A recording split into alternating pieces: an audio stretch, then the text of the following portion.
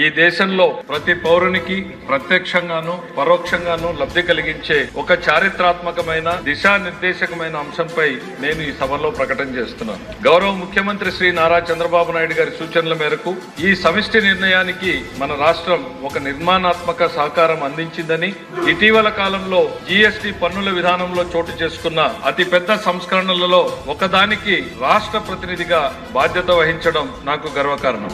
గౌరవ ప్రధానమంత్రి శ్రీ నరేంద్ర మోడీ గారు 2025 ఆగస్టు 15న 79వ స్వాతంత్ర దినోత్సవం సందర్భంగా ఎర్రకోట నుండి చేసిన జీఎస్టీ 2 సంస్కరణలు చారిత్రాత్మక ప్రకటన దేశ ప్రగతికి బాటలు వేస్తుంది.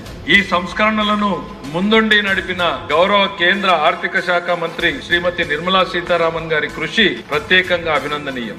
జీఎస్టీ మండలి 56వ సమావేశంలో వాటిని ఆమోదించింది. గౌరవ ముఖ్యమంత్రి శ్రీ నారా చంద్రబాబు నాయుడు గారు రాష్ట్ర ఆదాయాలకు నష్టం కలుగుతున్న సామాన్యుల ప్రయోజనాల కోసం ఈ విధానాన్ని బలంగా సమర్థించారు. ఈ చారిత్రాత్మక సంస్కరణలకు మద్దతు తెలిపిన తొలి రాష్ట్రంగా నిలిచింది ఆంధ్రప్రదేశ్. జీఎస్టీ పన్నుల విధానాన్ని సులభతరం చేయడం ద్వారా సాధారణ ప్రజలకు ప్రత్యక్ష లాభాన్ని చేకూర్చి వ్యాపారులపై పన్నుల భారాన్ని తగ్గించి పన్ను వ్యవస్థలో పారదర్శకతను పెంచుతుంది. ఈ చారిత్రాత్మక సంస్కరణలు పన్నుల విధానాన్ని సులభతరం చేసి వ్యాపార పరిశ్రమల అభివృద్ధికి సహకరిస్తుంది.